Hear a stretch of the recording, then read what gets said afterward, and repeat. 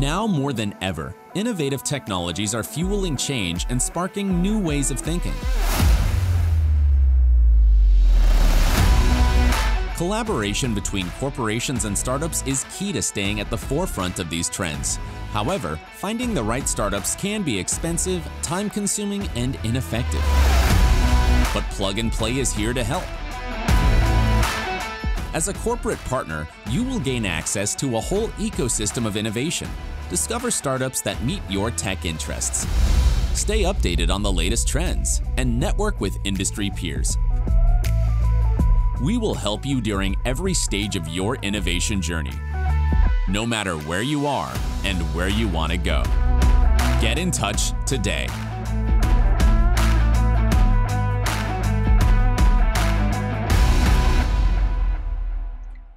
Hello, and welcome to the first focus week of our second program of the year in Mobility and IoT vertical.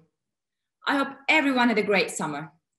My name is Lale Can Gözübüyük, and I am the country director for Plug and Play Turkey. Well, as you will notice in a minute, this focus week will be a little different than the past three we organized. With AYGAZ joining as a founding partner in the vertical, we move away slightly from smart manufacturing-based themes and more towards an area that AYGAZ has been focusing on lately: smart logistics and route optimization. I can see that some of you may be wondering the significance of this theme. Let me quickly touch upon that. When you think of the puzzle of making your logistics as smart as possible, we mean you need to consider a lot of factors, such as the number and location of all the required stops on the route, time windows for deliveries, and maybe even the carbon footprint of the process. So it is not just finding the shortest route to your last stops, but also the most efficient one. Well, efficiency is a complicated and much debated issue. You may even argue that it is a subjective concept. Yet, when you define your variables and the ultimate goal well, sophisticated AI algorithms usually end up doing a better job than us humans. Not an easy task. Luckily enough, we have picked 7 top startups who can help us with how to make your logistics planning smarter. I know for many of you, this is not your first time at our events, so you're pretty familiar with the format. But in case we have first-time joiners amongst us, let me summarize what you should expect from today's agenda. Just like in the past focus weeks, you will meet several startups under our current week's theme of smart logistics and route optimization. In addition to the startup pitches, we will have 2 inspiring keynote speeches and a stimulating panel discussion, diving deeper into our current focus week's theme. As I always do, I would like to remind everyone watching us here that our main goal in introducing you to such new technologies is to accelerate your corporate innovation, to make sure you are up to speed with the 4th industrial revolution. With over 500 corporate partners, 40,000 plus startups in our ecosystem, and over 180 VCs that co-invest with Plug and Play, rest assured that we have accelerated corporate innovation many times before. So when you're watching, try to question how or why you should incorporate the presenting technologies to your company. Well, let me finish my welcoming remarks here. Next, we will hear Mr. Gökhan Tezel, CEO of AYGAZ shortly, as he would like to welcome the innovation community too, and talk about their plans on how to work with Plug and Play throughout their innovation journey. But before that, we will play a short video celebrating the 60th anniversary of AYGAZ. Well, the brand itself has come such a long way over the past 60 years and has never lost its ability to adapt to change. I do hope you will have a productive and inspiring meetup day. Nasıl 60 yaşında olabilir ya? Hiç göstermiyor. Nasıl olmasın kızım? Benim çocukluğumu biliyor. Beni bırak, anneanneni biliyor. 60 yaşında dediler. Şoka girdim. Bir dakika yerinde durduğu yok ki. Hep yenilik peşinde. Nasıl yaşlanacak? 60 mı? Şaka gibi. Birlikte büyüdük resmen. Yok, biz büyüdük de o maşallah ilk günkü enerjisinde hala. oğlum Türkiye'de girmediği yol, gitmediği yer yok. Öyle gitmez be enerji işte. O genç kalmayacak da ben mi genç kalacağım? O zaman bir doğum günü kutlamak yakışmaz mı baba? Bak hemen ileride. Biz tam 60 yıldır hayatı paylaşıyor, hep daha iyinin, hep daha yeninin peşinde koşuyoruz. Bu ülkenin bitmeyen enerjisi olduğumuz için de hep genç kalıyoruz. 60 yaşındayız ama hiç göstermiyoruz. Ben AYGAZ Genel Müdürü Gökhan Tezel. Öncelikle hepinizi saygı ve sevgiyle selamlıyorum. MEXT ile birlikte Türkiye kurucu üyesi olduğumuz Plug and Play Mobility ve IoT dikeyinin Odak Haftası'na hoş geldiniz. Bu yıl AYGAZ olarak çok özel bir yıl dönümünü kutluyoruz. Bu yıl şirketimizin kuruluşunun 60. yıl dönümü. Bildiğiniz gibi AYGAZ Koç topluluğunun enerji sektöründe faaliyet gösteren ilk şirketi. Bundan 60 yıl önce girdiğimiz mutfaklarda sadece Türk halkının pişirme için enerji ihtiyacını gidermekte kalmadık. İlerleyen yıllarda otogaz alanında da müşterilerimize daha ekonomik ve temiz bir yakıt alternatifi sunduk. Geriye baktığımızda LPG sektöründeki neredeyse tüm yeniliklerin AYGAZ tarafından gerçekleştirildiğini söylemek mümkün. 60 yılı geride bırakmış bir şirket olarak bundan sonraki hedeflerimizi özetleyecek olursak, öncelikle ana iş kolumuz olan Türkiye LPG sektöründe lider konumumuzu güçlendirerek sürdürülebilir değer yaratmaya devam edeceğiz. Ayrıca 60 yılda kazanmış olduğumuz tecrübeleri Bangladeş örneğinde olduğu gibi başka ülkelere de taşıyarak uluslararası bir LPG oyuncusu olma yönünde de yoğun bir şekilde çalışmalarımıza devam ediyoruz. LPG işimize ek olarak AYGAZ platformunun yetenek ve gücünü stratejik iş alanlarına taşımak da bir diğer önceliğimiz. Ana iş alanımız LPG'nin yanı sıra yaygın ve köklü bayi ağımızdan aldığımız güçle öncelikle su, ardından da kargo sektörüne yakın bir zamanda giriş yaptık. Kurum içi girişim olarak yolculuğuna başlayan ve AYGAZ'ın 81 ilde bulunan yaygın dağıtım ağı ve tecrübesiyle hizmet verecek olan yeni şirketimiz Sendeo'nun AYGAZ'ın mevcut bayi ağı ve eve teslimat tecrübesinden de faydalanarak özellikle e-ticaret odaklı dağıtım sektöründe öncü şirketlerden bir tanesi olmasını hedefliyoruz. Aynı zamanda Pürsu'da AYGAZ grubu içinden çıkan yeni bir proje. Pürsu markamızda halihazırda 36 ilde 400'den fazla bayi ile su sektöründe hizmet veriyoruz ve önümüzdeki dönemde hizmet verdiğimiz il ve bölge sayısı daha da artacak. Biz AYGAZ'da her zaman yeniliğe, yeni fikirlere büyük önem veriyoruz. Bunun için hem tecrübeli çalışanlarımızın deneyimine hem de gençlerimizin enerjisine güvendik. Burada aslında oluşturmaya çalıştığımız ilk şey inovasyon kültürü. 2016 yılında başladığımız kurum içi girişimcilik programımız ile birlikte her bir fikri önemseyerek paydaşlar için değer yaratacak her düşüncenin hayata geçirilmesi ve faydaya dönüştürülmesi amacıyla çalıştık. Müşteri ihtiyaçları ve beklentileri doğrultusunda cesur ve yenilikçi bakış açısıyla çalışmak artık hayatımızın bir parçası haline geldi. Rekabetin giderek arttığı piyasa koşullarında değişen müşteri taleplerini daha iyi yönetebilmek ve tüm paydaşlara değer yaratan ürün ve hizmetler için Ar-Ge ve inovasyona çok önem veriyoruz. Yatırımlar yapıyoruz ve yapmaya da bundan sonra devam edeceğiz. AYGAZ, inovasyon stratejileri ve odak alanlarımız doğrultusunda geleceğin iş modellerini oluşturarak sürdürülebilir büyüme ile birlikte yeni iş alanlarına girmeyi de hedefliyoruz. Bu hedefimiz doğrultusunda da inovasyonun sadece iç kaynaklarla değil, tüm paydaşlarla senkronize biçimde çalışarak sağlanabileceği bilinciyle melek yatırımcı ağlarına üye olarak ekosistemdeki startuplarıyla işbirliği ve yatırım fırsatlarını değerlendiriyoruz. Bu noktadan yola çıkarak 2020 yılında Silikon Vadisi'nin en büyük inovasyon ve girişimcilik platformu Plug and Play'in Türkiye'deki oluşumundaki kurucu üyelerden biri olduk. AYGAZ olarak bu işbirliğini çok önemsiyoruz ve hedeflerimize ulaşmamızda bize çok katkı sağlayacağına inanıyoruz. Bu ekosistemdeki bilgi ve deneyim alışverişini hızlandırarak bunları sahada daha somut proje ve denemelere, işbirliklerine ve sonrasında yatırımlara çevirmeyi hedefliyoruz. Ben tüm katılımcılara son derece verimli bir gün diliyorum. Mr. Gökhan Tezel, thank you for your encouraging and positive words.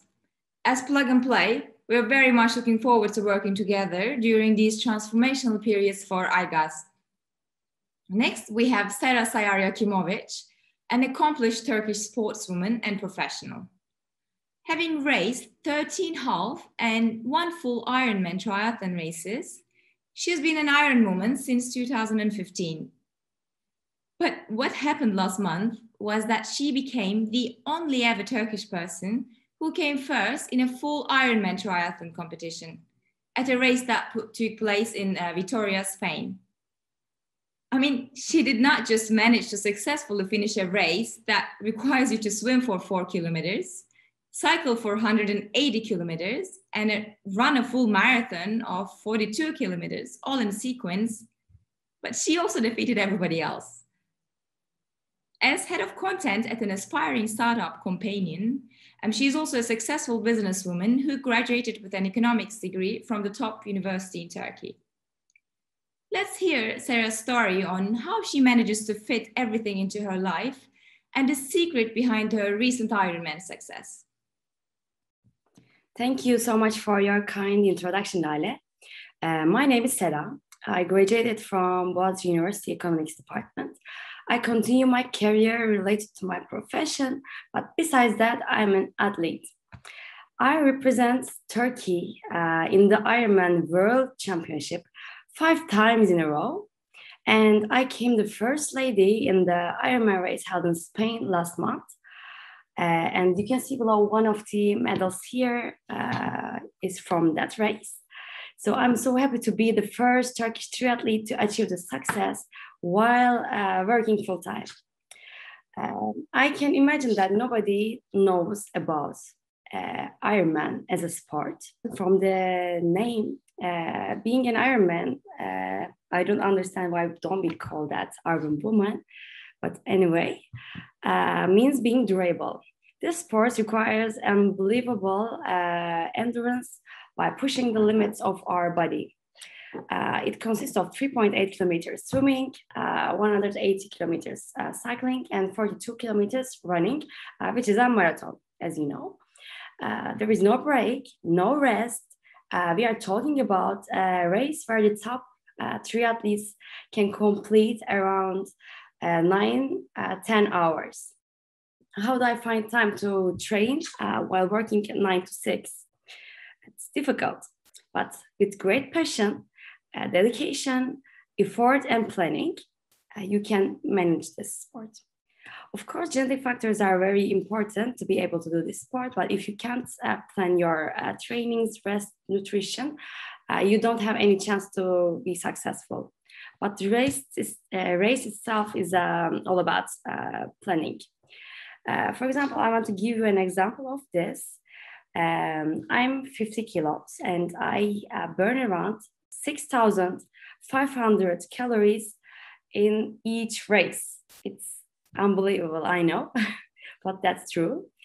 So if you don't get these calories back at a certain time, so you can't complete the race because your energy level will be used up.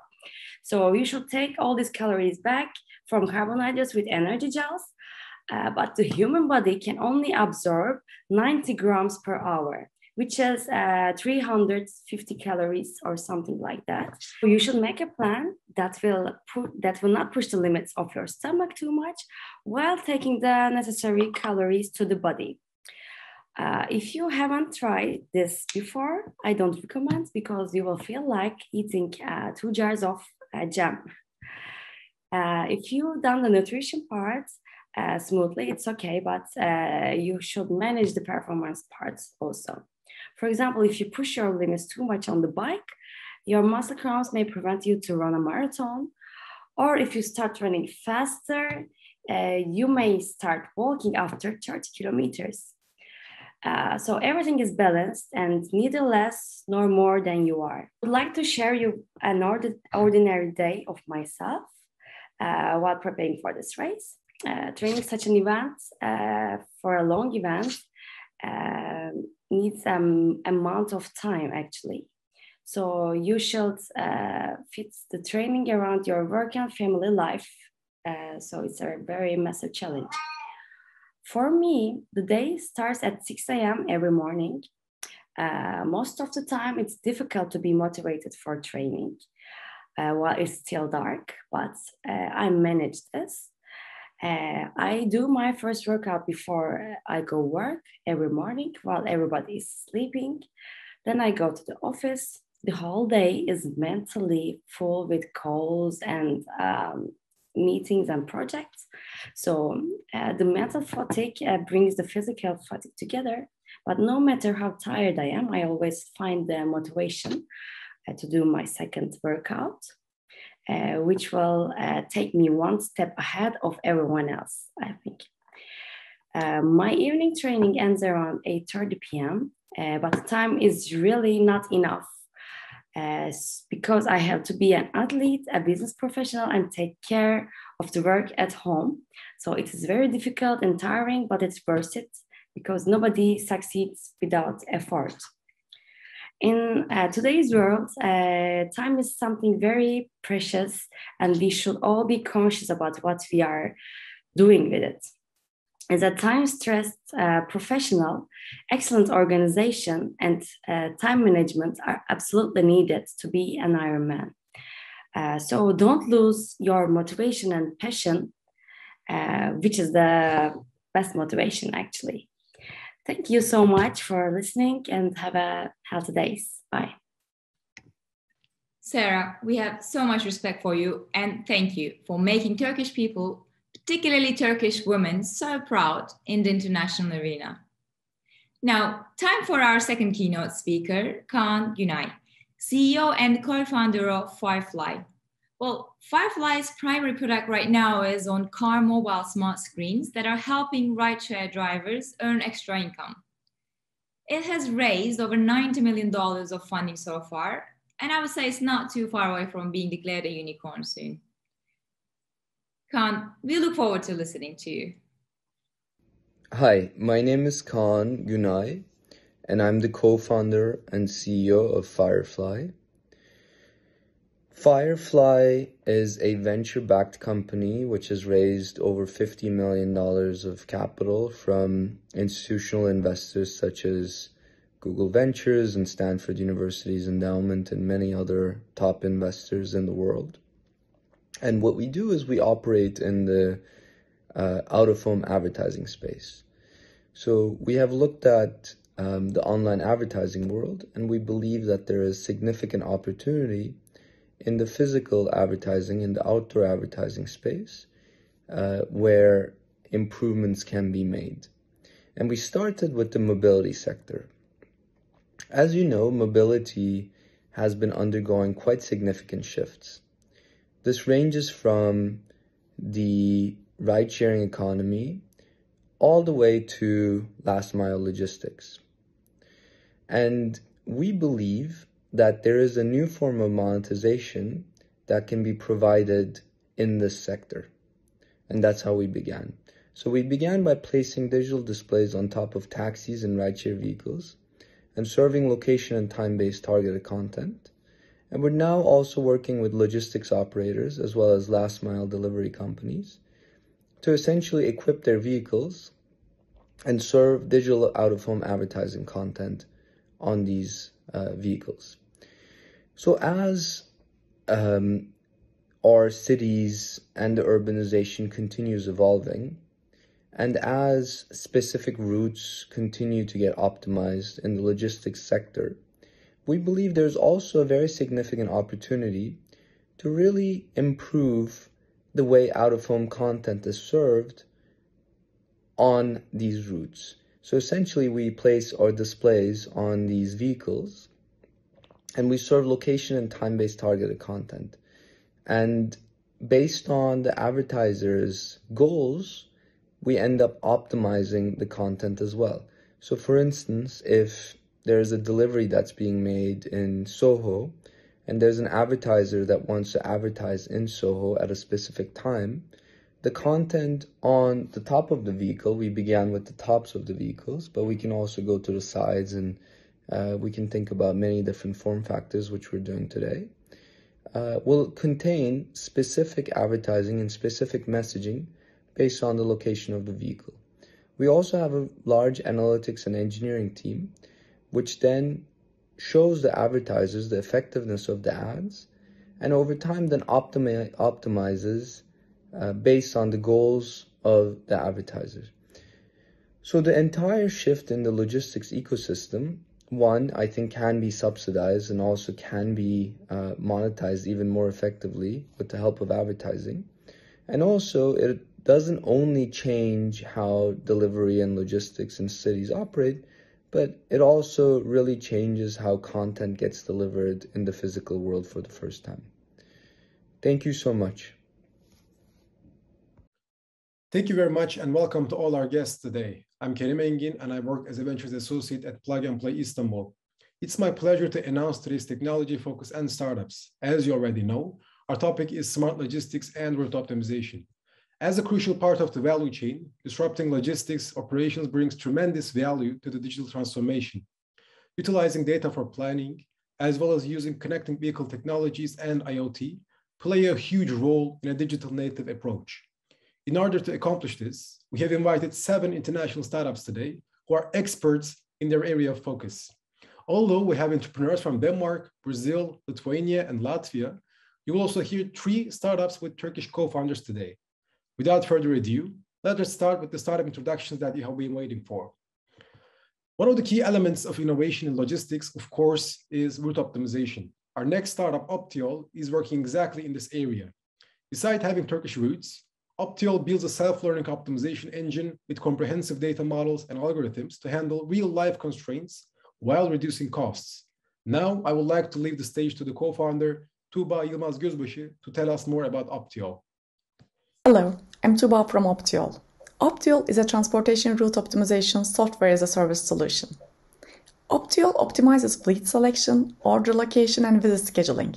The driver app helps drivers and also provides visibility on the operations.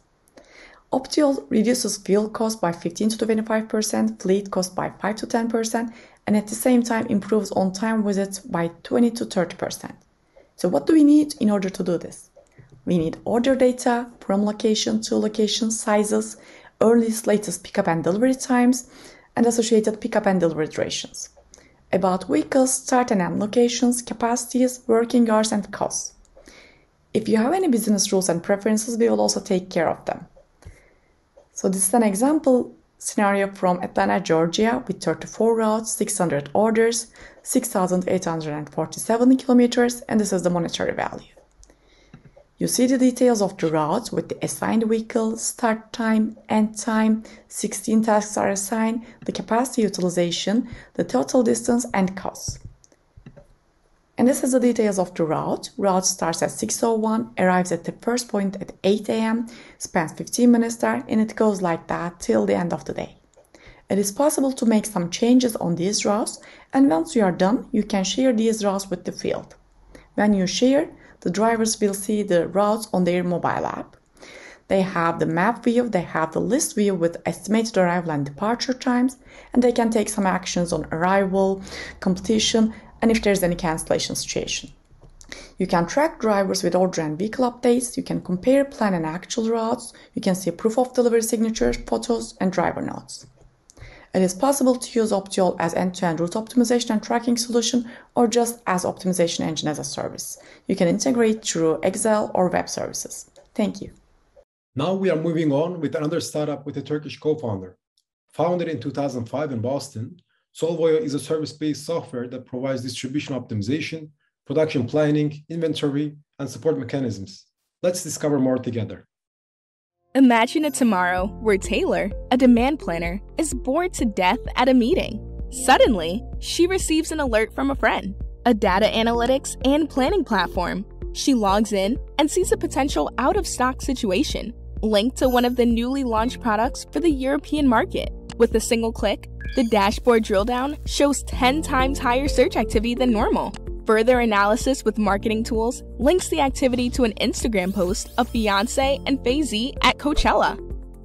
Wow, they seem to be rocking it. The unusual increase in short-term demand triggers collaboration between operational functions and leads to jointly approving the prescriptive analytics actions, such as opening a new shift on next Saturday for extra production, opening purchase orders for materials, coordinating shippers and DCs for handling and capacity. She closes the app with full of confidence. This is our vision of a digital supply chain that creates actionable, real-time insights while effectively managing trade-offs between margin, inventory, and service, all through advanced analytics powered by cognitive learning.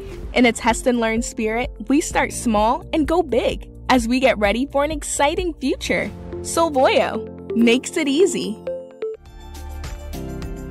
Solvoyo offers a web-based cloud platform with broad capabilities and next-generation technology. Our transportation routing and scheduling solution provides 1. Visibility using your internal and external data sources such as your ERP, your transportation management system, your third-party logistics providers, any track and trace services you may use, and of course your customers and your suppliers. 2. Automates your transportation with multi-stop, multimodal plans. Schedules your outbound deliveries as well as your inbound mid-runs. 3. Unlike other competitors, Solvoyo can forecast your future transportation requirements and support budgeting and transportation purchasing cycles. And 4.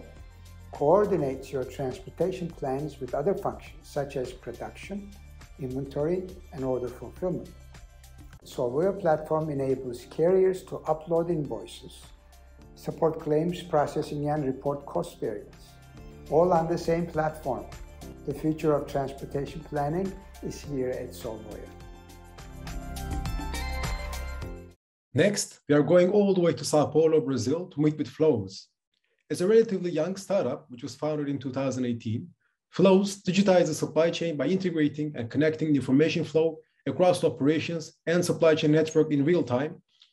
But let's hear more about Flows from their COO, Anabel. Hello, my name is Ana. I'm one of the founder and COO of Flows. Flows is a supply chain platform that automates and integrates all the supply chain flows. Supply chains are usually very complex and comprised of many different stakeholders. Information between these stakeholders flows through many different and disconnected systems, causing communication to be fragmented and inefficient, leading to mistakes, waste, and lack of trust. Supply chain teams spend a great deal of time on repetitive tasks, including updating follow-up sheets. 8% of management and communication is done by email, phone, and WhatsApp. 25% of all vessels delay arrival by at least one day. And this lack of visibility can cause companies to lose track of their supply network. So, we design Flows to make the flow of information simple in logistics operations, while providing end-to-end user visibility in real time. Our purpose is to optimize logistics operations through process automation and connection of all stakeholders. Flows is a unique platform that works as a single source of information, with integrations, APIs, and crawlers to collect real-time data. We are transforming logistics operations, and that's why we have huge and global clients. We also have many awards. Let's transform supply chain with us. Thank you very much. Thank you for the presentation, and we are moving on with Cargo Stream from Lithuania. They define themselves as the shared workspace for overland logistics And they believe that logistics can only become sustainable and future-proof when the most fundamental day-to-day logistic processes are optimized. Now we will listen to their presentation to learn more. CargoStream is the shared workspace for overland logistics, providing one modern platform for shippers to collaborate with their logistic partners on cargo shipments in real time. Optimizing your logistic resources is crucial, and traditional tools like email and Skype aren't designed for that. With CargoStream, you simply drag a time slot, add the transport details, and instantly notify everyone about your new order.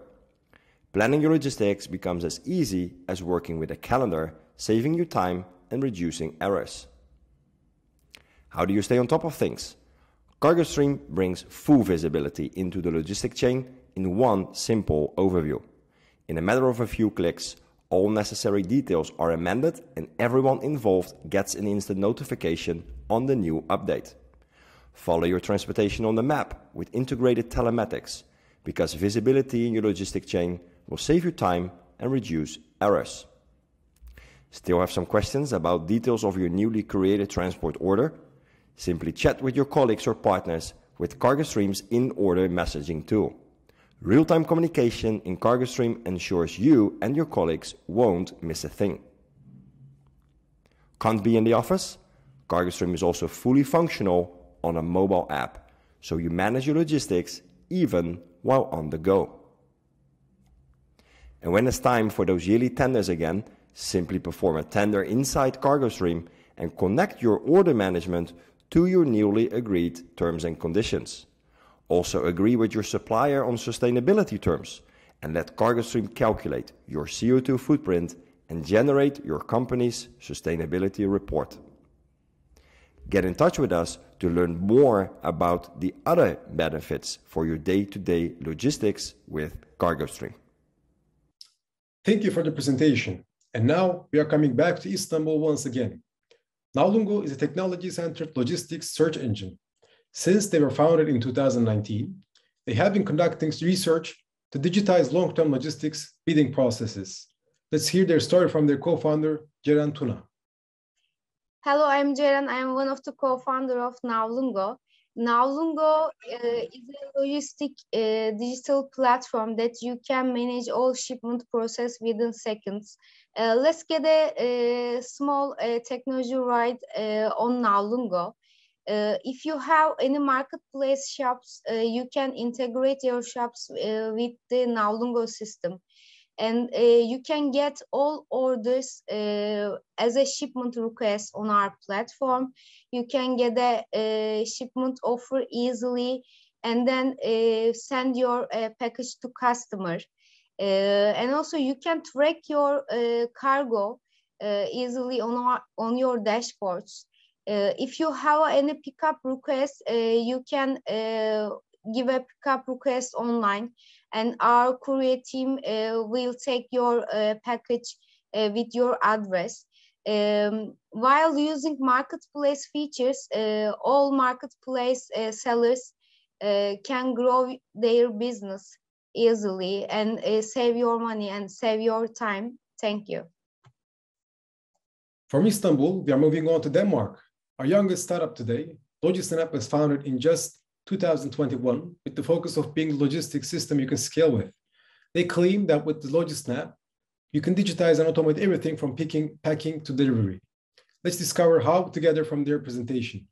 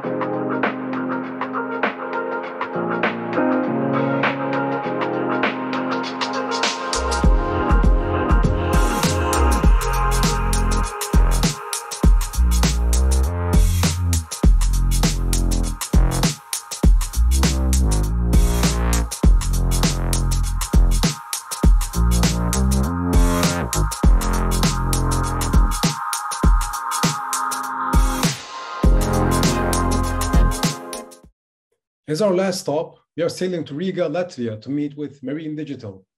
They're a vertical technological B2B software as a service with a focus on maritime and general logistics. They provide OCR service for CMR, invoices, packing lists, and certificates of origin with data output tailored for the supply chain participants' operation. As for the final presentation, we will listen to their CEO, Ivan Ladan. Ivan, the stage is yours. Hello, my name is Ivan, and I'd like to present a brief explanation about our core development, the fuel optimization system for big vessels. So in Marine Digital, we are working on the set of a problem, how to digitize and track online the performance of the vessel, how to exclude critical issues with the equipment on board, how to reduce the fuel consumption and CO2 emission. So actually, we see a huge problem with the short-time charterers when you rent something for 6-9 months, and Kongsberg Wärtsilä too expensive, also lacking parts of the data set. So we are working to provide you the solution from the shelf with the most complex data set inside. We're combining a lot of important information inside regarding the engine, regarding dream draft, weather condition, etc., aiming to reduce the fuel consumption. So we got our own proprietary hardware. It installs intraday. It's non-invasive installation. We just duplicate the signals, stream them to the cloud, enrich it with the satellite data, afterwards analyze with machine learning algorithms, and we got pretty accurate prediction of the ETA, of the fuel consumption. We can optimize the route. We can track your maintenance. Afterwards, you can get all the results through the software. We got the policy of free screens. With only free screens, you can get all necessary data. First of all, you can plan the route. You can monitor the performance of the vessel along the route. You can have all of necessary information, speed advices, etc. You can track and get all of the necessary notifications regarding your current fleet. And afterwards, you got a pretty detailed picture from digital twin regarding the events on board of the vessel. This helps you to save up to 12% per year and $240,000, reducing the fuel consumption and emission and related taxation, by the way. We combine all of this group of information together to provide you Amazon compliance, GDPR compliance, ability to stream the signal through GSM and satellite, and all of the necessary functions that you need to exclude any bad event, any fraud, etc. With your fleet. We are working together with Porsche and Axel Springer, Maritime Cluster Northern Germany, and Technology Transfer Agency of Northern Germany. It's a pretty maritime region, I can say. Thanks for your attention. We'll be glad to catch up. See you. Ladies and gentlemen, you have just finished watching 7 top startups from all around the world. They all try to optimize the answer to the question of smart logistics and route optimization. Hope you had a great time.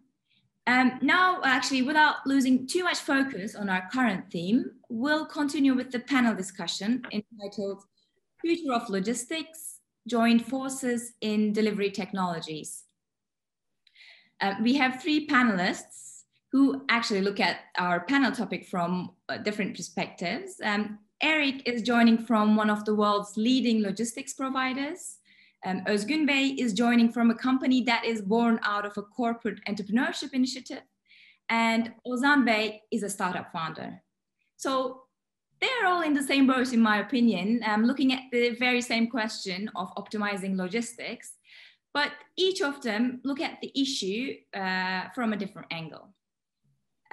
Gentlemen, it's an honor to have you here, to host you here. Before I end up talking too much, which I tend to do sometimes, I got to stop myself and pass it on to you. Eric, Ozan Bey, and Özgün Bey, pleasure to again host you here. Why don't you take a minute each and introduce yourselves? Maybe Eric, we start with you. Okay, then many thanks for having me and for the invitation here to this great panel. So as you said, my name is Eric. I'm the head of global innovation within DB Schenker. So we are a logistics company acting more or less globally with land transport, air freight, ocean freight, and contract logistics. And of course, my passion and also my responsibility for innovation is always having an eye on the future of logistics, what might be relevant, what might be the next big thing, what might be a threat, an opportunity. And therefore, I'm caring about R&D, early stage technologies, global startup management, trends, foresights, And I'm always telling the people everything that does not fit to our current business model, that's popping up on my desk. Perfect. Thank you. Good to meet you again, Eric. And maybe Özgün Bey, why don't you go next? First of all, Lale, thank you very much for inviting us to this amazing event, because we had the chance to meet up with brilliant ideas and different perspectives on our area. My name is Özgün. I am the CEO at Sendeo, which is a spin-off of AYGAZ group. And I'm an enthusiast in this business area, because there are lots and lots of opportunities that we can discuss to bring back as a quality service to our customers. So I think today is a great opportunity for us to be here. Thank you very much. Perfect. We're looking forward to hearing what you're going to say. And Ozan Bey. Yes. Hello. Thanks for inviting me. I'm co-founder and CEO of Optiol, but I call myself Chief Algorithms Officer because for a long time I've been working on algorithms. What do we do with these algorithms? We solve long-haul and last-mile transportation optimization problems. We initially started by optimizing the network design at the strategic level. Now going deeper and deeper, now we are doing the end-to-end planning until a customer can do live tracking and all else in between. Okay, perfect. Thanks again. Great to meet all of you again, guys. Well, my first question is going to be to everyone. It's a generic one, and you feel free to answer it in your own way. No limitations to that. So what is going on in the world of logistics? There's so much changing, and in the past, past year, especially, everything we've come to know has changed. So what we see is happening, and what's happening in logistics? Let's start with maybe Özgün Bey. Sure. I think the humankind has always strived for hundreds or thousands of years to create better tools or produce something useful and shape their life to their liking. And I think logistics was and is always the key engine, not only for companies, corporates, but also for individuals to transport goods and services to fulfill their needs and expectations. And the services that we see within the logistic industry, the ecosystem, actually the boldest and the strongest outcomes of the technological developments that we have reached today. I think this is an amazing progress that we see today. And actually, it's not only the technology has evolved, as you mentioned, last couple of, 2 years was something unexpected. And it was a global incident, not only local or for Turkey, but it affected everyone and all markets.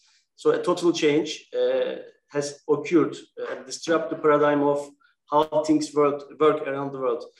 So this is a reality now, and this is and I don't like this term, but this is the new normal for us, and we are adapting very fast to this. And we are witnessing this very rapid transformation with the pandemic. So logistics is amongst the key industries that has been affected by this change. And I think the transformation is already happening very fast in the industry. We call it smart logistics because we are using technology. It's smart. The technology is always smart, and it's getting smarter every day. And most of the time we are, as a traditional industry in Turkey, sometimes we are not very successful to catch the developments in the technology in this industry. It is smart for 2 ways. The first part is the technologies that we use for our operations. And actually this part customer doesn't see it, but we need this technology in order to create a flawless process. So in return, it will turn back as a service. And the second part, I think it is also one of the most exciting areas is the customer experience part. I think the technologies that we have to use for customers. So I think these are the key things that when we talk about smart technologies. According to a global research done by IMARC Group, the overall global logistics market has reached to $5.2 trillion in 2020. And by the end of 2021, it will be around $6 trillion. So this is a huge industry, and affected by the pandemic and all the changes, also macroeconomic changes around the world. We will be talking more and more about smart logistics. I think That's why being a part of this group and being here, I think this is a key for us, for all the stakeholders in the industry. Perfect. So there's room for all of you guys. No time for competition, but cooperation. And Ozan Bey, what do you think? Yeah, as Özgün mentioned, like as consumers, we want most of the products now directly to our like homes, offices, or like nearby pickup locations. We no longer want to drive to these shops. Also, we don't want to pay for shipping. We want everything coming to us and with like no cost or very little fees. So that creates a pressure on the retailers, on the shipper side. So they are looking for ways to how to make it cheaper, faster. And also they are cooperating, of course, with companies like Sendeo with the carriers. So then carriers feel this pressure to serve millions of addresses every day with a dynamic demand. It's now very hard to manage a fleet. You cannot own a constant fleet. So we see the patterns in crowdsourcing. So the Uber models are also coming to logistics space. Anyone can be a driver and distributor. So since anyone can be a driver, they are no longer like 20-year, 30-year jobs being a driver. So they need these pre-planned routes. Everything needs to be digital. The customers want to track their packages all the way along the supply chain. Also, these ultra-fast delivery models like Getir in Turkey, it was for groceries, but now we are approached by companies who want to deliver apparels in 30 minutes. So it will go to every industry, which will be now a combination of dynamic network design. You need to place your inventory based on time of day, day of week, based on predictive demand. You need to have enough resources on the field connected with this crowdsourced fleet on the field, and then give them real-time routes so that they can do these deliveries very fast. Like there's so much changing. I read an article in the FT recently, actually a few months ago, about Getir. I was actually really proud, you know, it's a Turkish company, it's transforming the industry. I remember a board member saying he ordered things like pistachios and a Coke from Getir in a board meeting, while everybody else just asked for teas and coffees from the office boy. Getir brought pistachios and Coke faster than the office boy could bring coffees. So this is where we're going towards. I mean, this is incredible. I just wanted to share it. It really touched me. So Eric, what do you think? I think everything what you said, I fully agree to the points, and also the digitalization, there's a huge transformation in front of us. But when we look into the current situation about, let's say, the global logistic approach, what's going on there, I think the best word is crazy. Because what we are having out there at the moment, it's we never had it before, and I'm more than 22 years already within logistics. But the situation what we're tackling at the moment, we're a capacity shortage in all transport modes. So there are more or less the airplanes are all fully booked.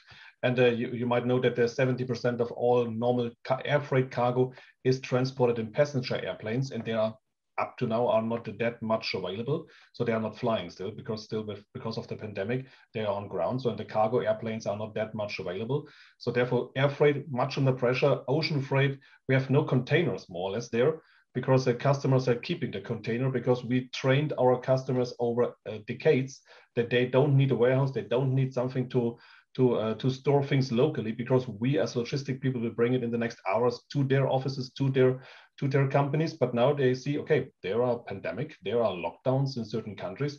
Now we have to store something somewhere, but we don't have a warehouse, so they're keeping the container.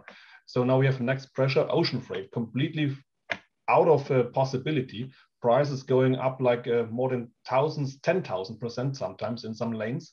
So totally demanding here from the customer sides. And when harbor are completely have a shutdown in China or in America, then you have a big pain. And then some ships are stuck in Suez channel or something like that. So then another pressure is coming. Land transport, absolutely the same here. We have, let's say, most of the branches and the countries are running out of stuff, running out of capacity. And at the moment, we are also saying we don't sell any tariffs to the customer. We really sell capacity, because who is still able to transport things from A to B is in the lucky position to fulfill the demands of the customer. And that is something where we really have to take it globally. But when we're breaking it down, maybe also to the cities, to the countries, to the local setups, of course, sustainability is a major driver for everything what we have to do. We have around many cities and countries we are coming even more diesel driving bans, so we are not allowed to drive any longer with diesel trucks or diesel engines into urban environment. but we all know, as you also said, we have to be there in half an hour, in 10 minutes, and whatever. So, but how? If there is no possibility to drive with a truck, then we need different kind of technology. We're talking about motorbikes. We're talking about heavy lifted cargo drones. We are talking about then maybe even tunnel concepts are coming now. So a lot of new technology is on the plate that we as logistic people now have to deal with. And also the new companies out there, the startups who are becoming really unicorns in the next months, extremely interesting because they show us there are different ways how to tackle that. But to scale that globally, that's then also a big challenge. Yeah. Technology is definitely really important, but what sometimes makes me question is that there's so much unemployment in the world, there's so much hunger in the world, yet some countries are facing shortages. Maybe, we need to change a lot of things, not just technology, but, optimizing our global resources, how best to, utilize people all around the world as well as technology. That's just the question that comes to mind. Absolutely. Maybe just when it comes to the people, maybe just the three numbers. I'm from Germany, so therefore I know that the average age of a professional truck driver in Germany is at the moment 58. So here we have a big issue. In America, we are talking about 56. In Australia, we are talking about 65. That's the average age of a professional truck driver. So Houston, we have a problem. So we're really running out of capacity. And as you said, we really have to find different ways to motivate people to go into logistics and to be there and to work on that, or to find Uber models, whatever, to really have an attractive job environment where people would like to do exactly this kind of profession. Yeah.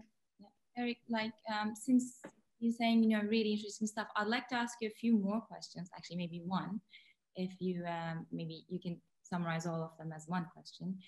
DB Schenker is a huge firm, it's known as one of the most innovative in the industry, and you've been there long enough. What did you say, like 22 years? It's a lot of time. You've actually probably lived through a lot of phases in logistics, lots of change. So within DB Schenker, if you focus on your company, what is changing there, and what kind of innovation projects are you undertaking? Very good question. So as you said, 22 years. And I think what we have seen is now over the last year, we had a huge trend for, of course, globalization. So everything was shipped from somewhere to somewhere. But now the pandemic situation has changed a lot of the rules in our game. So, and now we are seeing a deglobalization and nearshoring. People and the customer wants to have a plan B, a plan C. What kind of alternatives do we have? What kind of prediction can we have to really that we're not running out of our supply chain operations when there is a lockdown or when there is another accident or an earthquake or political circumstances? I think all these new ways of environment what we are living in, with the political things, with the environmental topics, with the health issues and topics, and I think none of us could expect, or let's say when we were going 2 years back, that we had expected that a whole country can went into lockdown. I think that was a completely new situation. And therefore, what you really see here is the agility, the speed. Logistics is more and more data and digital driven. Absolutely. And as you also said, it's all about the datas. Because sometimes people are talking, we have to find a different fuel. We have to find electric trucks and hydrogen trucks. Absolutely all right. But the best sustainability approach is always to reduce the numbers of trucks, doing the same things and the same stops with less trucks, because that is the biggest sustainability approach that you can have, bringing less trucks on the road. And that is something where even the customers are demanding extremely. So 5 years ago, 10 years ago, that was just an add-on, a little bit more marketing. But now sustainability is on the plate, on the table for every single company. And we as logistic company have a big portion into that. And we really have to think about how to contribute. Because when you see our CO2 consumption, the worst thing what we are doing is air freight. And that is something that we really have to understand and tackle. But even we as a company have to plan to be in the next year CO2 neutral. But that is a big one to really tackle that. But well deserved from customer, but even therein, OEMs are not having the right material and equipment in place. And that is then also something where we as logistic industry also have to push the OEMs, the car manufacturers, the truck manufacturers to provide even more possibilities. But there's a big change. And Maybe last word on, because you asked about latest innovations, what we are tackling here. Something that is fitting into this, we call it middle mile concepts, or even sometimes last mile concepts. We are seeing now since 5-6 years that really drone concepts, heavy lifted cargo drones are coming. You might have seen that we also have invested into Volocopter. That's a heavy lifted cargo drone possibility, also flying taxi for people. But we believe that in the next years, such a technology will be an integrated part of the supply chain. In the end, customers don't care with which kind of technology we are delivering, but we need something else. And then we're talking about autonomous heavy lifted cargo. So we're talking about 150, 200 kilogram coming via drone. And that is something what we will all see in the next years. Exactly. Yeah. Well, changing actually. And sustainability, as you said, is absolutely of everyone. It should be, it has to be. Thank you. Özgün Bey, actually, I'd like to move on to you. Sendeo was born as a, it's a corporate entrepreneurship project of AYGAZ. And AYGAZ has been around for 60 years. You're celebrating the 60th anniversary these days. Could you please tell us a little about Sendeo, how it happened, what your plans are? I will have follow-on questions, but if you could start, I'll continue with my questions later on. Sure. As you mentioned, AYGAZ is celebrating 60th birthday this year. So it's a very young company with a very young spirit, as I call it. And I'm really amazed with the dynamic corporate culture that we are all witnessing here. And that is promoting all the innovation and encourages the employees to bring new ideas, bring innovative ideas, not only the core business of AYGAZ, but also the businesses that can surround the network of AYGAZ across Turkey. And as 60 years is a long time, but keeping this dynamism and energy and also having lots of experience on the delivery business, on the cylinder gas and as well as on auto gas, I think AYGAZ is promoting this dynamic culture. And Sendeo is the fruit of this innovative entrepreneurship culture, I would call it. And it's a story written at AYGAZ. And it has started as iCargo, actually. It was the cargo project of AYGAZ. So it was a project name for some time. And then by rebranding it as Sendeo, now we are claiming to be a new generation technology-based delivery company. And I want to underline this. We are not a cargo company, we are a delivery company, starting with express delivery of parcels as of this year. And we will be reflecting this entrepreneurship culture in our DNA that has been inherited from AYGAZ. We have set very ambitious targets for ourselves. As I said, we aspire to bring dynamic and bold and innovative solutions and perspective to the industry, not only to last mile delivery, but also to end-to-end parcel delivery business.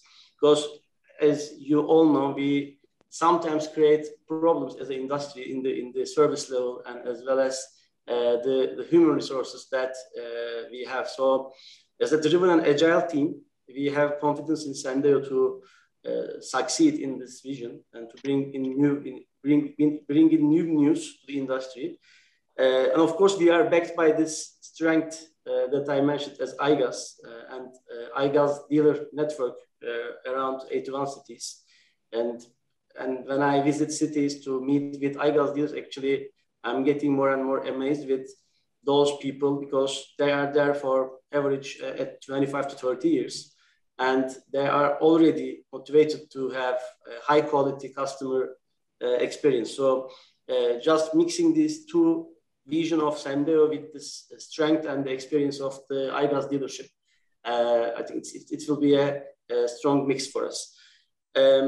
A core team, as I said, at the innovation department of AYGAZ, it was like 4 or 5 people, started this story, and I joined the team within a year now.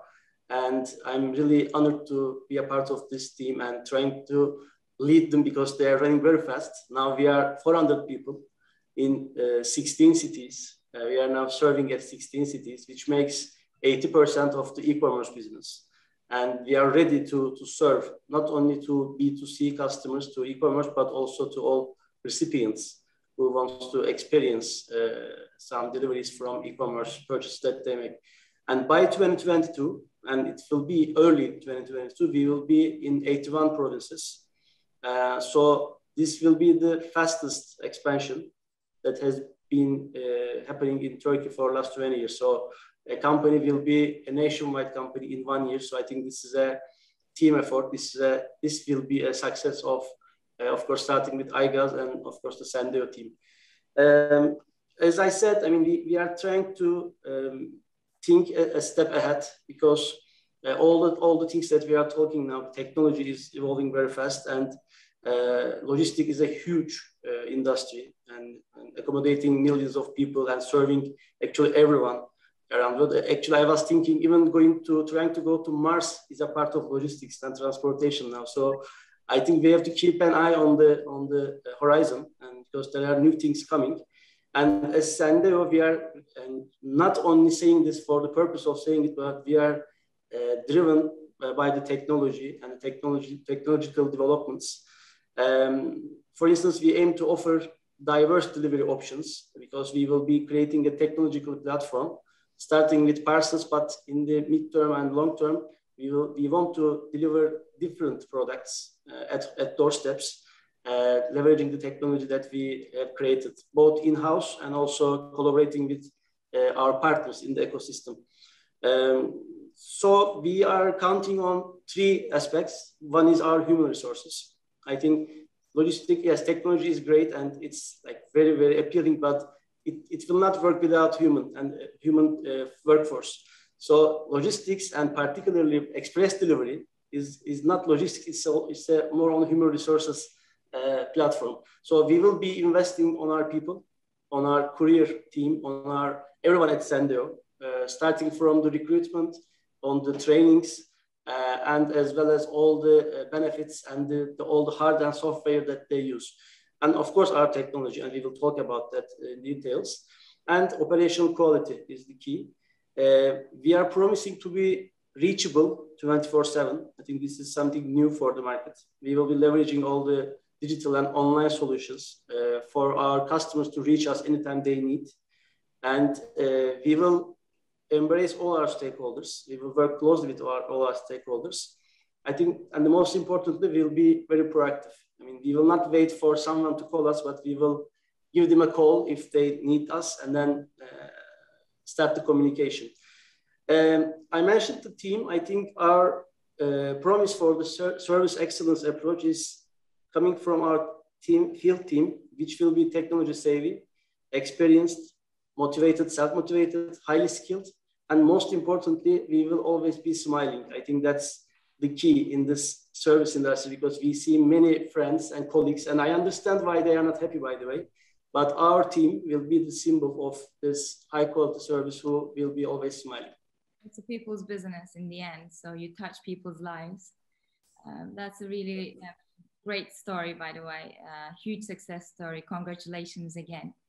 But looking at your background, you worked in huge corporates before and even at C-level positions. Now you're starting something from scratch. You're doing your, it's like being in a startup, isn't it? Even though you have the, confidence of being part of an AYGAZ family, but it is a startup. And how did you motivate yourself to take this step? You already had an established life in the logistics business. You had a great career. People know about you. You didn't need to do this. What is motivating you personally? That's a personal question, but feel free not to answer. Sure. As I mentioned at the beginning, I'm an enthusiast in this industry, and I think it's not a normal entrance to as a career, and actually it's not very typical in Turkey, because I worked for a global FMCG company for 12 years, and then I moved to express delivery industry and worked for a very big Turkish company for almost 3 years and had the experience there. But what I have seen there, actually, logistics and parcel delivery particularly is a key industry for everyone's life. And there are huge opportunities, particularly in Turkish market. And I'm sure we will have time with Eric in the future to discuss how it works around Europe. But I think they also have some challenges, but Turkey is still a long way to go in this business. And having an entrepreneurial, let's say, spirit in myself, even when I was working in this global corporation, trying to create new optimization tools within distributor market and as well as in the parcel delivery. Seeing this opportunity, I said, I want to stay in this business. And of course, having the opportunity to have, being a part of AYGAZ team and the coach group was a huge motivation for myself and now for my team. Yes, we are a startup and we face all challenges of a startup, but it's a long journey and I call it a marathon. If you run fast, you will most likely will fall at some point. But if you think it as a marathon, then and I think it's all about human and having a strong team, Sandeo, and having 400 people around us. I think it's making us stronger. And seeing this progress in terms of opening up new regions, recruiting more and more people every day, because we are welcoming around 5 to 10 people every weekend. Now it's amazing, and having this startup mindset and entrepreneurial mindset in myself, and I think I have the chance to experience this here. Perfect, great answer. I know exactly what you mean with your example of marathon. I'm a marathon runner myself, so it requires a lot of planning. You cannot go too fast, you cannot go too slow. There's an optimal level. And that you know only by running a lot of marathons. That requires experience. So thank you very much. That was a really great answer. Ozan Bey, I'm coming to you right now. You co-founded Optiol back in 2015. I'm sure much has changed since. You're working with some of the biggest enterprises in Turkey. What are the challenges you've been facing in the country, and how have those challenges changed over time since 2015? I think we are selling an efficient solution. Like at the end, we want to make operations like more efficient. It's not just like selling like a Microsoft Office to a company, because with Microsoft Office, it's not changing their jobs. It's not changing how they do business generally. It's not a threat for anyone. And there's a responsible person who needs to procure Microsoft Office and then bring it to Office. But for optimization solutions, the hardest thing is who is responsible for implementing these solutions in a company. Is it IT or is it operations? So first of all, like the biggest problem is finding the right person in these companies. And second thing is if the company is really feeling the pain of inefficiency. For example, if you have a business, you are spending, let's say, 10 million in fuel costs every year. And you put that in your budget for next year by like inflation rates and like fuel costs. But no one is asking whether it's possible to do it with 8 million instead of 10. So unless they ask this question, they keep doing their way of business. And then if you knock their door that you can save 20%, they don't care because it's already in their budget. So that's the first problem. Then they think about the cost of software, because as no one's asking for the fuel cost, but if they want to buy a new system, someone will ask a budget for software. So that's the hardest part to justify initially. And the second challenge is very long proof of concepts or very long pilots with these companies. I think if the company is smaller, if they try, test, and then do things on the way, these companies can implement our solutions much faster and then see the value early on.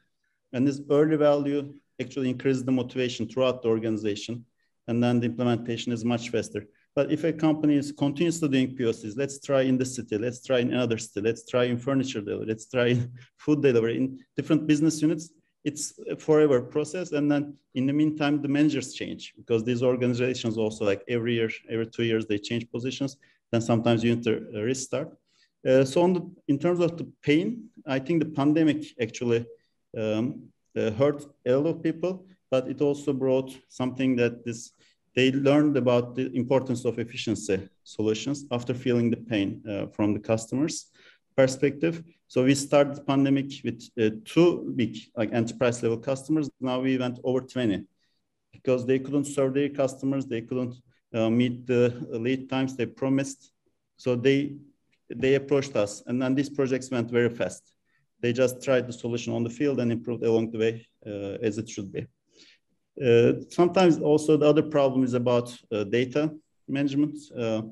which is also getting better. Now, companies are implementing ERP systems. They're renewing their old existing legacy systems. So which makes the implementations also much faster. They're also more open to cloud-based solutions. So at the beginning in 2015, they were not very open to cloud-based solutions. They were thinking about where will our data go, but now people got used to it with AWS, Microsoft Azure, and other cloud providers. They did a good job of explaining the security levels, security measures they take. I think now we can move faster. Like we had some problems in the past, but even with big companies now, we can move much faster. Okay, that's a great answer. Well, I worked at a startup before. I know exactly what you're talking about. I've faced those challenges personally. 100% agree with you. Mm-hmm. So, moving back to Eric. You know, Eric, we had a fireside chat with your CEO yesterday. You know, actually our CEO, Saeed Amidi, had a fire chat. Well, the focus of the chat, I thought, was COVID. Eric, by the way, do you hear me? I think okay, perfect. So the focus of the chat was actually COVID, and they talked a lot about it, but I wanted to zoom into your personal experience to COVID. Like, how did you feel as a manager at a top logistics company during COVID? And what do you think you did right? What you think you could have done better? That's my question. First of all, I think this fireside chat yesterday with Saeed and Jochen Tevis was quite cool, because a very honest understanding about the current situation. Of course, the pandemic that hits us 1.5 years ago, or roughly in some regions already roughly 2 years ago, is a global phenomenon and changed the rules of certain aspects for everything what we have done. So I think what was the challenge for all of us as a logistic companies are out there, if we have not, let's say, invested the years before in cloudization and digitalization and all of these kind of new ways of working, then we were really in big trouble. So luckily, we as Schenker, we had invested already before. So Microsoft Teams was quite prominent. So we rolled it out suddenly 2 months before the corona hits us. That was, let's say, per accident, quite a good step that we were prepared for that. And the worst thing, and also as a manager, the way how we are working and collaborating together with our colleagues, that has changed dramatically. And also to have, let's say, a panel like that. So I would say before Corona, we might have flown to somewhere and meeting physically and having the panel there. And we all were traveling everywhere in the whole day. Now we're sitting the whole day behind our screen. And that has also some, let's say, mental aspects, because I would guess, and then my observation was that the first 9 months working from home were okay, quite cool. And some people, you have to have an eye on that, because when they're alone at home and then they're closing the laptop then in the afternoon, then they really have somehow depression. So really have to care about your people dramatically. But now, so after 9-10 months, and now we are talking about already 1.5 years of the whole period, I think we are desperately waiting to meet people again. And it's now getting slowly that we are going back to the offices. But also to give you a number, we are 76,000 people. And we had in the peak, we had around 40,000 people sitting at home and working from home. And of course, if you're working remotely, completely, the whole day, 8, 9, 10 hours, how long ever, your time schedule is completely different. You're now setting up a meeting for a virtual coffee for a colleague that you have normally met somewhere in the kitchen or in the canteen. So the way how we are cooperating, interacting with our staff has changed dramatically. I think we are all a little bit more private, so everybody gives a little bit more of his private life into such conversations. I think I've seen in the last 1.5 years many interesting living rooms, kinder rooms, kitchen, bathrooms. We have seen so many crazy rooms because everybody is turning on the camera, and then you see where that person is actually working or dialing in from outside, whatever.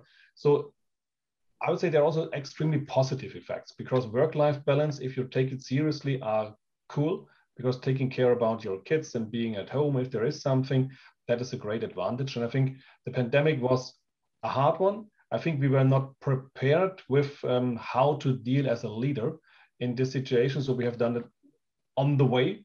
And I think when the next big thing would hit us, I think we would be even better prepared, because we also invest a lot of education, learning, experience sharing. How do you do that with your teams, and also with customers and suppliers, how they are interacting with their staff and their colleagues. because the way how we are reacting with colleagues has changed. I think that will keep, and that we're going back 5 days to the office, I think that will also not happen. So if possible, and that is also something, of course, there are jobs when you have to move a pallet from A to B, you have to be on site in the next years to come. But there are some, even in the regional offices and the head offices, where you have more or less administration tasks to do. Why not working from somewhere else? And therefore, that's also a great opportunity in this kind of, and what also the colleagues here had said before, in this war for talents, because now when we have really this kind of working from wherever you want to work, it's a great opportunity to get the right talents, because normally you never get them because they don't want to move privately. But now you can say, stay where you are, just dial in and be there. And that's a great way and a great, development. And I think if the Corona pandemic would not have hit us that hard, I think we were still on the way in the next years to come. And we see it in plenty of cities. I think what the universities and school have now developed in the last year was, in the speed of light.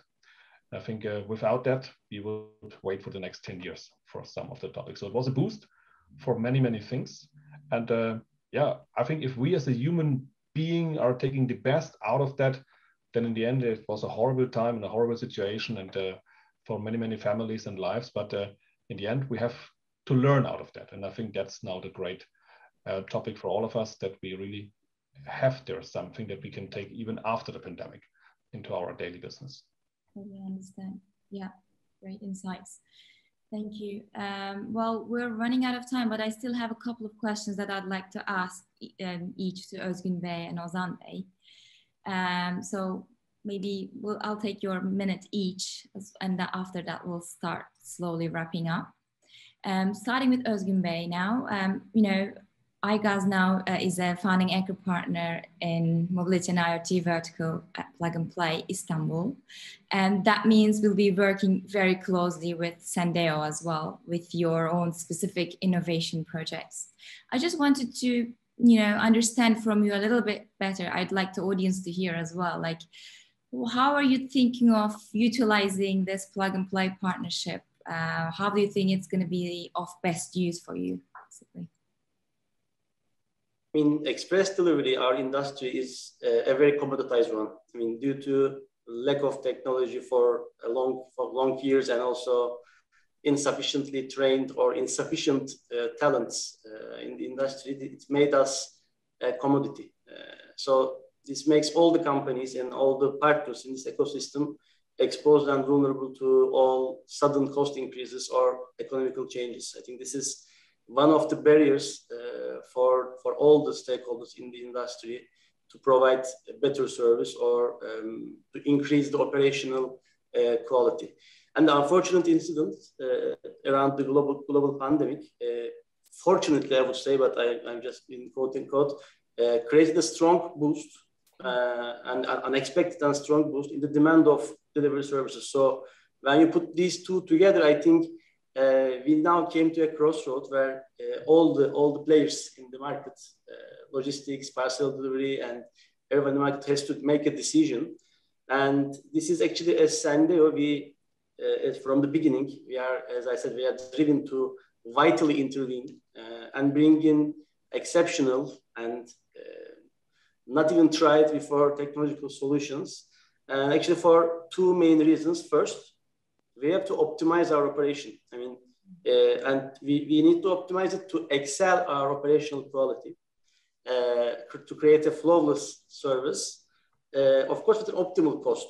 Because if you want to invest into this, and I know what when Ozan meant, if you decide to invest into a new technology, it's always questioned in a traditional company. But if you design your company with this DNA at the beginning, then yes, you look into optimization tools. So for the cost and for the flawless service. And of course, you have to optimize for the green energy purpose as well. We have to reduce our carbon print because we have trucks running around the world all day. So this is for optimization. Second, you need now, of course, now all customers in all areas are very eager to get the best service, and because they are now easily track everything.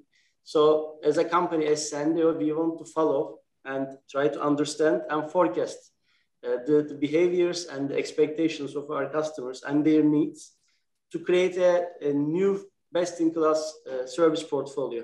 So this is how we take technology into consideration at Sendeo, and this is what we want to achieve. And I think the critical part for all these things that I said is last mile delivery, because this is where the real product is, where the customer really sees it, how you are performing. The key technologies like Rota Optimization and other optimizational tools, automation technologies, I think is very key for us as Sendeo. And I think in the mid and long term, and I'm more close to midterm, I think blockchain and smart delivery lockers and delivery robots will be on the streets partially, maybe as Eric mentioned. I don't think we will have drones in the next 3 years, but we will have some drones or robots that has to be tested, and we have to see how they perform. Because I also have my issues and concerns about it, but I think we will be brave to test it. So I think they will be inside our operation model. So as a brand born from entrepreneurship, as you also mentioned, our door is always open, and we really mean it to all startups and all the companies, groups that offer innovative solutions, ideas, and we are really, really eager to test it. Last but not the least, yes, technology is again the key and our topic today, and we are a technology-based company. We also work in areas such as renewable and green energy, as I said, because we have to preserve our natural resources, and pandemic is one of the unfortunate lessons that we took, and we have to reduce our carbon footprint from day one. So for this, we are already in negotiations with some major car makers to convert our car fleet, vehicle fleet to electric vehicles. And in the coming weeks, we will be announcing some of the developments. So again, we would like to collaborate with all the startups in this area. And again, in this platform, of course, AYGAZ was leading our way in this one again, is one of the platforms that we will leverage the most, I guess, in the early steps of our startup at Sendeo. Okay, you know, at a company as young as AYGAZ, there's always so much to do. And you guys have so much energy. We're looking forward to doing great things together. Ozan Bey, quickly, we have 1 minute left. Just tell me about one project that you're the most proud of in Turkey, and what happened? What did you change? Okay. We saw like problems in 3 main areas, like last mile route optimization for shippers and carriers. Maybe naming 2 examples, like as a carrier, we work with Horoz Logistics. We optimize their daily deliveries for home deliveries for big box items. That's one of the biggest projects that we implemented as a startup at this scale, optimizing 2.5 million deliveries with them. The second project I'm proud of is with Bayman. They switched from working with parcel delivery company to their own network, own distribution in Istanbul. It was a very quick rollout in the pandemic because they have very high customer loyalty. They want to improve their service immediately. And it was a very quick project that we implemented, and it brought great efficiency and increased their online sales, reduced lead times by 40%. It's another big project that we undertake. On the long haul side, the Tadım project, Tadım from their manufacturing plants to distributors. The comment we received from operations director was that the saving we generated in 1 month is worth the cost of the software for the whole year. That was also a proud moment. Amazing. So that's a really good lesson to those who are hesitating to partner with startups. You know, we hear that a lot. So it's not a matter of cost, it's a matter of being part of the future. And the cost savings will definitely be there if you're open-minded enough. So thank you so much, everyone. Actually, I'm changing the view because this is the end of our panel. And this means it's actually the end of our meetup day of the first focus week of the second program of the year in Mobility and IoT Vertical in Istanbul. Thanks again. Thanks for being here with us. I'd like to say a few words before I finish the panel and before I end the day. At times, you may have felt that some of the ideas that we presented here may be a little too far, If you're one of those people, I'd like to remind you that only those people who risk going too far can possibly find out how far one can go. Thanks again. Hope you had a great time and have a lovely week. Keep in touch. See you later. Bye-bye. Bye-bye. Thank you very much.